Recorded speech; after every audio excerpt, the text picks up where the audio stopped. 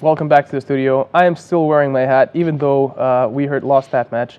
It's not over. This is a best of three, and as I predicted, and like me and Fozzie both agreed on, we think this is going to go 3 matches. Kolbas is just that good of a team that they're not going to get roll too over. low. No, Yeah, they're not going to get don't depressed and be whatever. We're not going to win this. No, they're in this to win. Yeah. So apparently we don't have stats for this match. Something went wrong. Something caught fire. The stats were Dominic's has died. Something caught fire. Yes. Dominic's has died very, very hard. That was an amazing performance. And obviously the Kolbas Inside guys had planned around Dominic's. Yes. We've talked a lot about how strong Dominic's are in the tournament. Yeah. And a lot of people seem to kind of get the impression that Dominic's may be unbeatable. Like that they're just banning them out, or else you need to bring your Dominic's yourself. Obviously, Kolbas Inside was not under that impression. No. They knew they could beat Dominic's. Yeah, and I mean, this is exactly what I touched upon earlier when I was saying that this looked like Kolbas going, we think that if we leave Dominic's open, that we can win with this setup. Yep. And then they go, you know what, we're just going to ban exactly the same things here, and we're going to try and lure them into kind of fake confidence in their Dominic setup, and we're going to bring the counter to I think they would have done exactly the same thing if they had won the first match, because it essentially would work kind of the same.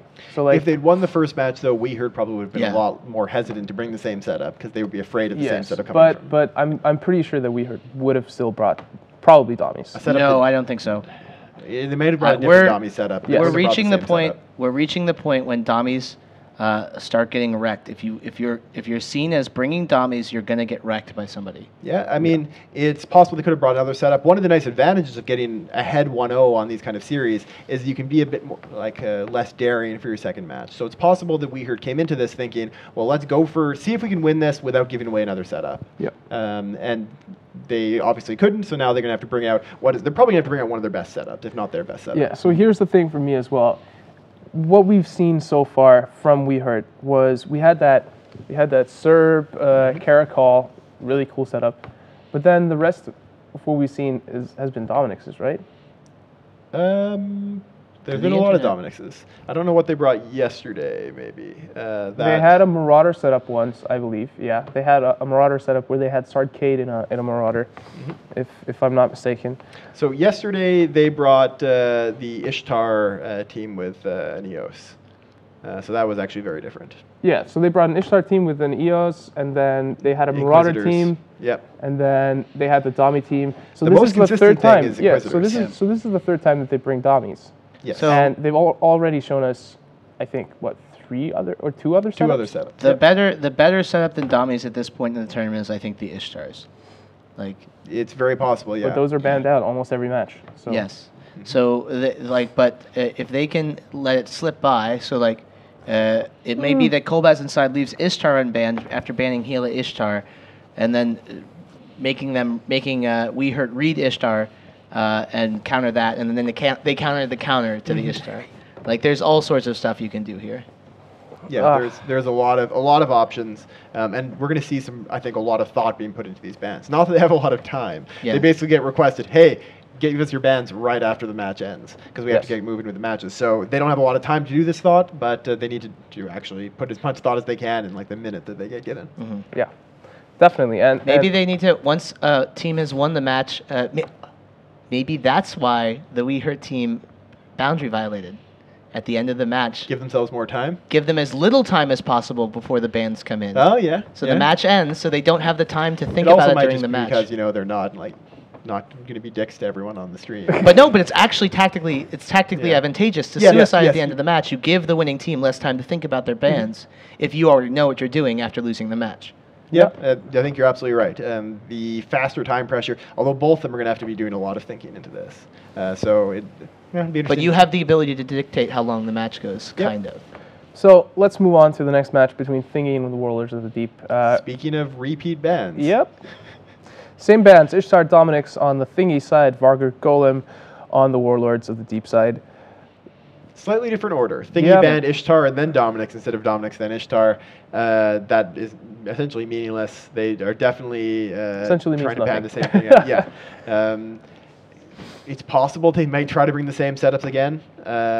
I mean, obviously, Thingy thought that they were strong with that setup, and it did come just down to piloting. It'd be interesting to see if they both actually have that kind of confidence in the setup that they're willing to bring something that they know is very similar again. Yeah, I actually spilt, so I'm covering that up. Yep, these two teams both have executed extremely well in the tournament so far. It came down to that Scimitar dying in the last match, and I think he switched to the camera. I'm not to be trusted with liquids apparently. So, but yes, keep going. Both teams have shown the great piloting. Warlords piloting was just that little cut above. Yeah. So the Thingy guys, they've got to try to figure something to pull something out of their hat. Whatever their best setup is, perhaps. I mean, if you're not going to bring your best setup against Warlords of the Deep, then who are you going to bring it against? Yeah, definitely. So if they lose to Warlords of the Deep here, they go into the losers bracket. They lop down to the losers bracket and they play. They play the winner of some of the sets of the losers matches. So maybe they're hoping someone else forces. No, they'll have to play whoever. Even if someone were to force Warlords of the Deep down at this point, there's no way for them to avoid them in the losers bracket if they want to get to the finals. Okay, yeah. And they'd have to face them again in the finals if, as expected, kind of they roll to the finals. So I mean, there's no way to reduce your Warlords exposure for them at this point. Let someone else handle your Warlords problem. Yeah. I mean, they could change their name to somebody on the other side of the bracket and just be like, "Hey guys, I'm Cobas inside now." But I don't think we'd fall for it. That's the Thingy is so ambiguous. We never know. Oh, then whatever. They're all the same. They're just some Thingy. So there are some wild theories going around in Twitch chat of what I was actually wiping up there, and I just wanted to make it abundantly clear that I was taking a sip and then I tilted my glass and I just spilled all over me. Which would be cool if this was a wet T-shirt competition, but it isn't. So we all know what it really was. Yes, it was really drool after your entire world was broken by We Heart losing a match. No. I was completely on board with them losing a match. I said... Whoa, that sounds like dangerous. I don't want you on the conductor of my train. I said that I believe that they will win the best of 3. He said he thought he would go to 3.